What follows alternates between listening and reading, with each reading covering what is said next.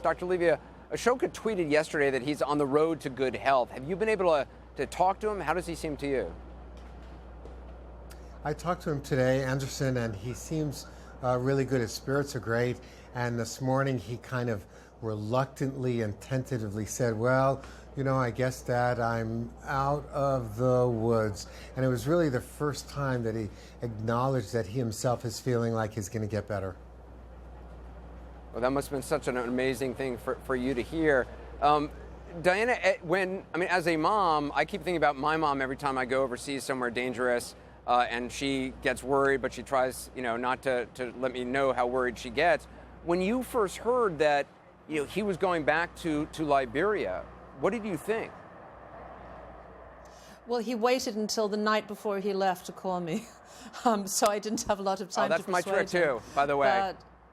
That's the trick I use as well. No. Yeah, I think he told his father quite a bit before he told me and said, don't tell Mom. I said to him, please don't go. I'm so worried about you getting Ebola. But Ashoka, was determined to go. He felt he had a mission and he wasn't to be dissuaded. So at that point, I had to accept it. And periodically, over the few weeks after he went there, this terrifying thought popped up in my mind that it might happen. And I tried to put the lid on that. But obviously, it happened anyway. And when you got the call, when you got word that he had tested positive, how do you deal with that? Well, initially, it was the darkest, most terrible feeling to hear that. It's the worst news any parent can get. But immediately, both his father and I, decided to pull ourselves out of that state of mind and to mobilize and realize that, to a certain extent, his life was dependent on us getting everything working and getting him out of Africa, getting him evacuated and getting him to a situation where he could have the best possible medical care. And, I have to thank MSF, Doctors Without Borders, for taking such good care of him in Liberia while we waited for that. And then also the State Department was fantastic to work with. They were wonderful. So, there's so many thanks along the road. And I know, and Dr. Brantley, who I just spoke with today, Dr. Levy, he donated his own plasma, hoping that it would help Ashoka to fight off the virus. That must have been an incredibly emotional moment when you learned that he would do that. Yeah, it really was. It was the first time that I broke down.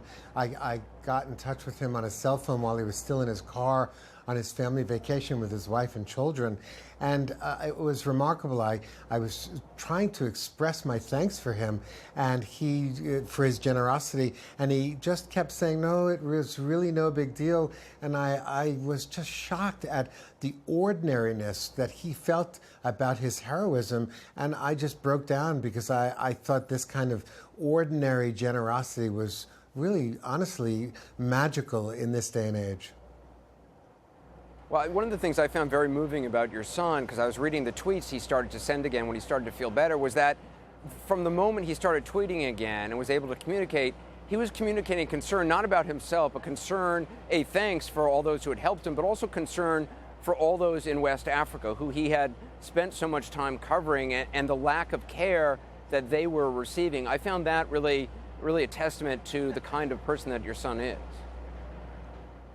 Yeah, I think so. I think it is exactly right that he went there with a determination to shine some light on the tragedy that was being generated by this epidemic socially and culturally and politically for the Liberian people. And he had, initially he thought he had firsthand knowledge of that, and then he had real firsthand knowledge by becoming sick and seeing the people next to him who were not receiving the kind of care that he knew he would get, and seeing the impact of that in the fact that they were dying around him. Yeah. And that was a real shock to him.